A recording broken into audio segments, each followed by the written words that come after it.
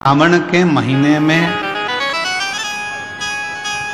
कोई भी एक नियम अवश्य धारण करो पूरे सावन कि मैं शिव जी के मंदिर जाऊंगी या बेलपत्र को जल चढ़ाऊंगी या शंकर जी के मंदिर का दर्शन करूंगी या शिखर का दर्शन करूंगी या शिव जी के मंदिर में एक चावल का दाना या 2 लोटा जल का स्मरण या बाबा देवादिदेव महादेव का मंत्र स्मरण करूंगी। प्रतिदिन अपने हाथ में 2 लोटा जल भरकर शिव को जल की धार लगाऊंगी। कोई भी एक नियम अपने श्रावण महीने में अवश्य। और नियम पूरा होता है तो बाबा करुणापुर से आई हूं। महाराज जी हमारी शादी को 10 साल हो गए थे, संतान का सुख नहीं था। हमने कई साल दवाखाना दिखाया, डॉक्टरों की सलाह भी ली, पर कोई समाधान नहीं मिला। एक दिन आस्था चैनल पर हमने आपकी शिव पुराण की कथा सुनी।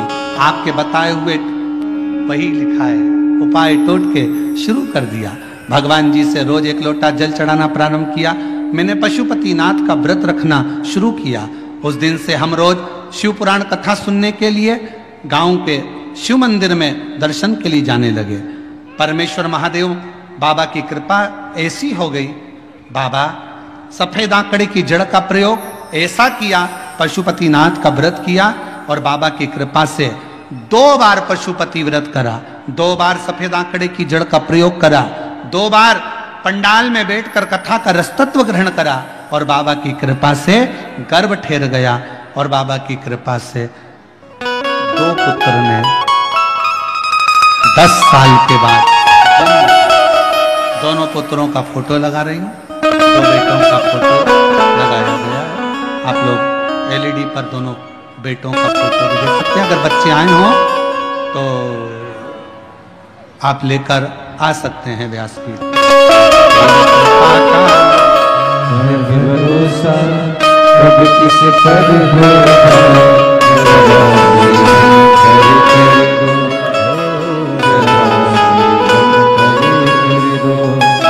जिस पर भी हो गई तेरी करुणा कृपा भव पार हुआ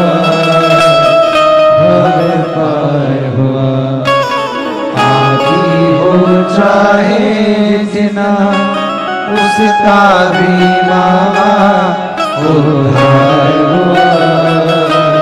हुआ गिद्ध अजामिल गणिका जैसे तेरे मन को जरा सी हम भर कर दो, जरा सी हम भर कर दो। तेरी कृपा क्या है भरोसा कब किस पर हो, जरा सी हम भर कर दो, जरा सी हम भर कर दो। कपर्दी ने पूछा कि तुम्हारे आने का कारण क्या है? कहा कि मैं पूर्व में ब्राह्मण था, बेलपत्र का अपमान कर कर मुझे ये योनि मिली है। मैं पिशाच की योनि, इस पिशाच योनि से मैं कैसे छूटूं? आप मुझे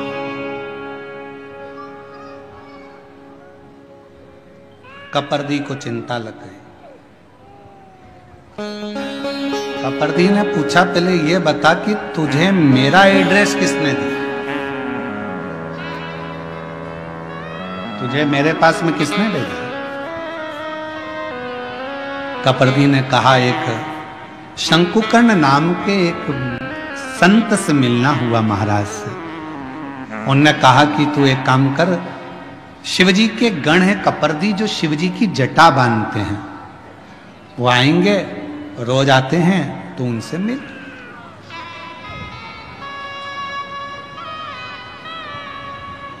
और बहुत ध्यान देना महाराज, शंकर भगवान से मिलाने वाला कोई शंकर का भक्त ही होता है। शिव का भक्त पहले शिव के भक्त के पास भेजेगा, फिर वो भक्त फिर शिव के पास तक भेजेगा।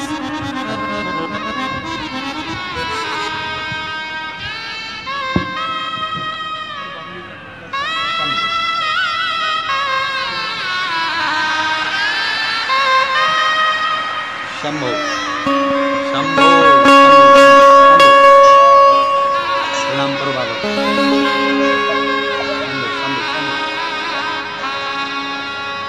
ले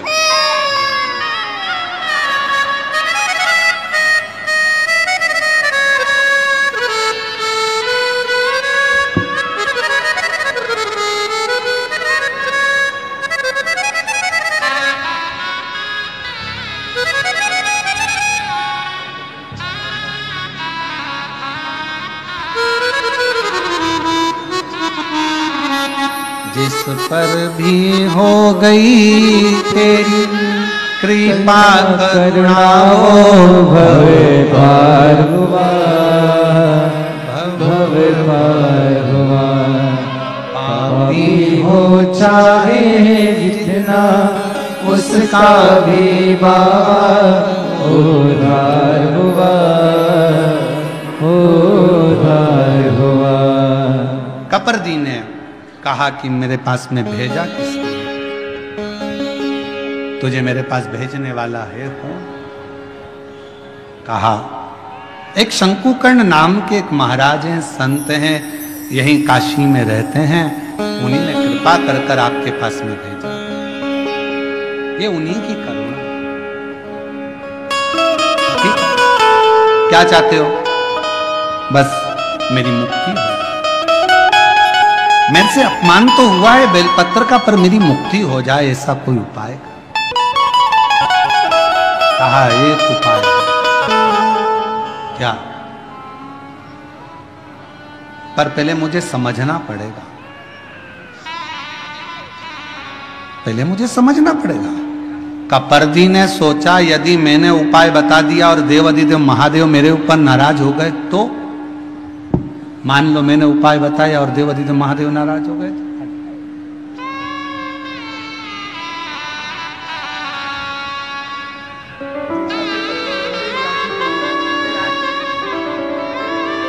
इन्हीं की आंखें दोनों चली गई थी और बाबा की कृपा से दोनों आंखें वापिस आई। शिव कृपा।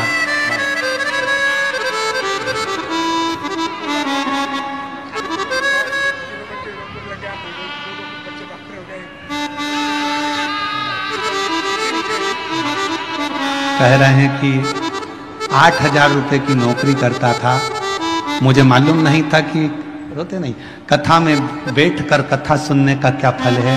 3 मंजिल की बाबा ने बिल्डिंग बना दी, 2 बेटों की नौकरी लग गई, एक बेटा डॉक्टर हो गया और शिव जी की कृपा से आंखें भी वापिस आ गई। ये शिव की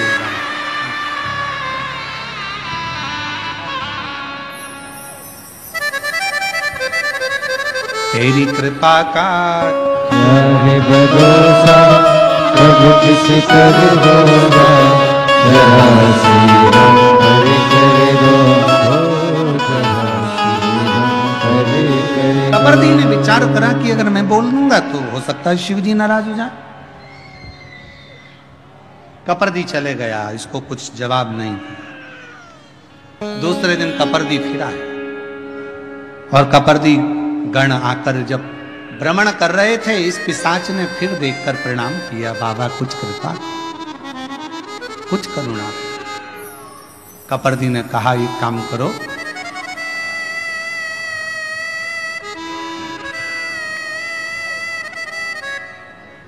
मैं एक शिवलिंग का निर्माण करता हूं,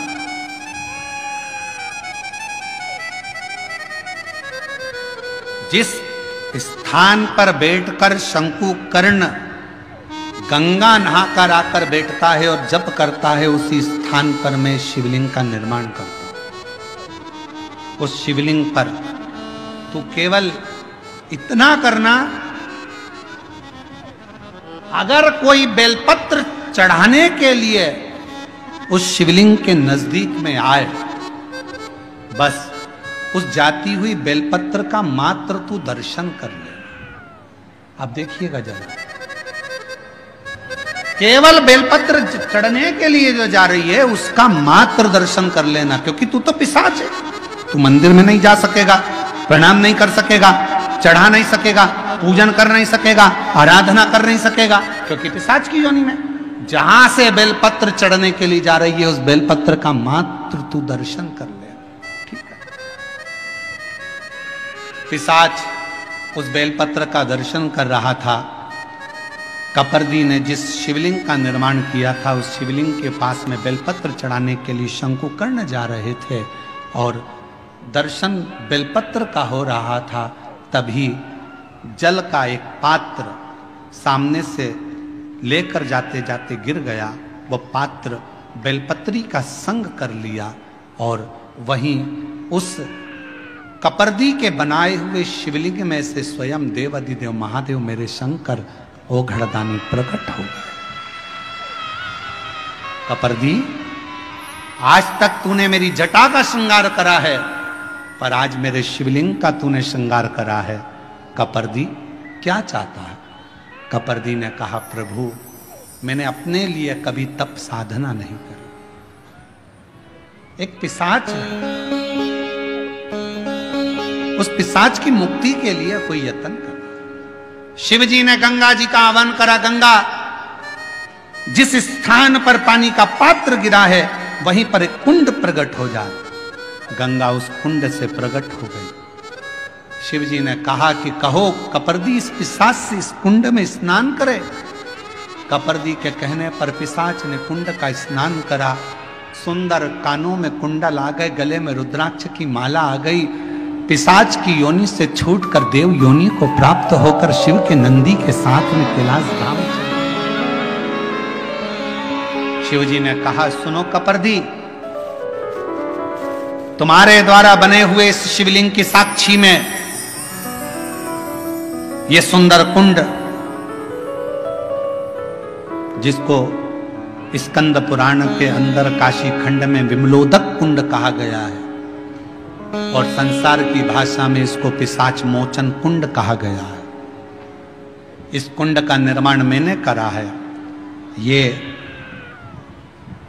कपर्दी, तुम्हारे द्वारा बना हुआ ये शिवलिंग कपर्दीश्वर महादेव के नाम से विख्यात होगा।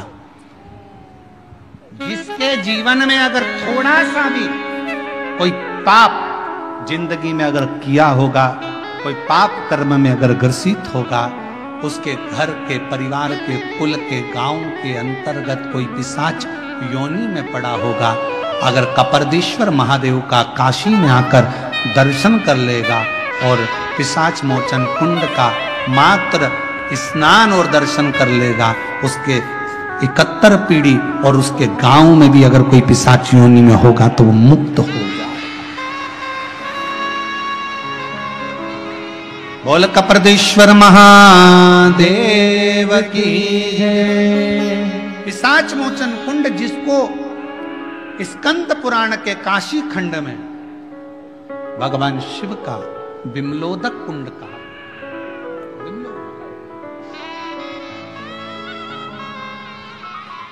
एक बेलपत्र और उस बेलपत्र की महत्वता का वर्णन ये शिव महापुराण की कथा का विमलोदक कुंड कर। और कितना विश्वास, जैसे ही उस पिशाच को मुक्ति मिली, शंकुकर्ण हाथ जोड़कर उस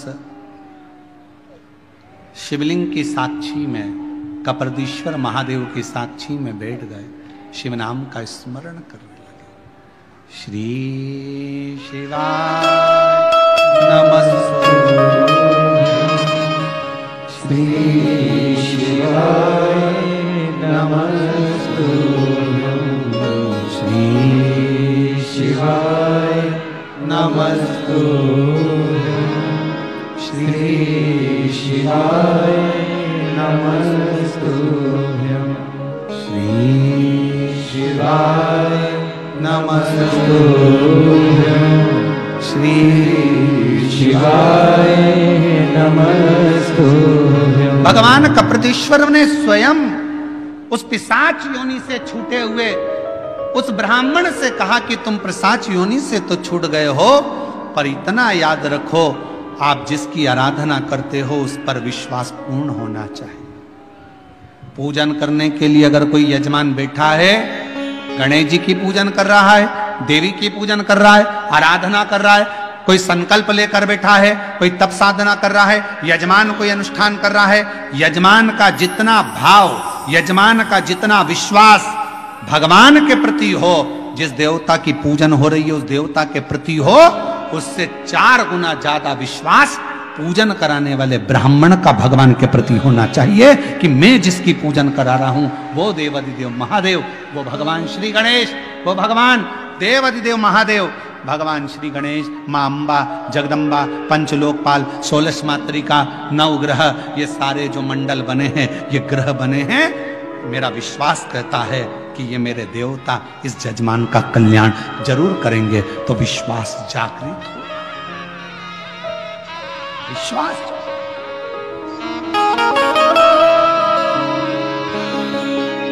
इस विश्वास की जागरूकता।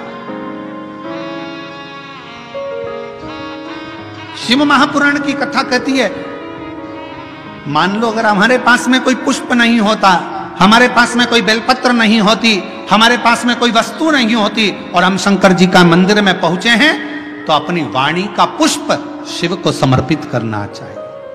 वाणी का पुष्प मतलब अपने मुख से पंचाक्षर मंत्र नमः शिवाय, षडाक्षर मंत्र ओम नमः शिवाय, या अपने मुख से श्री शिवाय नमस्तुभ्यम। किसी भी शिवालय में जाओ, किसी भी तीर्थ में जाओ, महाकाल बाबा का दर्शन करो, चाहे विश्वनाथ जी का दर्शन करो, चाहे केदारनाथ जी का दर्शन करो, चाहे भीमा शंकर का दर्शन करो, चाहे घृष्णेश्वर बाबा का दर्शन करो, चाहे त्र्यंबक बाबा का दर्शन करो, किसी भी मंदिर में आप दर्शन करने के लिए जाओ, मंदिर के गर्भगृह में तुम्हारा प्रवेश नहीं हो रहा है तो बाहर खड़े होकर चिल्लाकर आवाज लगाना, श्री शिवाय नमस्तुभ्यम, श्री शिवाय। जब हम बाहर खड़े होकर अपना पुष्प, अपनी बेलपत्र मंदिर के अंदर नहीं जा सकती, तो अपनी वाणी रूपी पुष्प हम भगवान को समर्पित करें तो शिव प्रसन्नता से हमें फल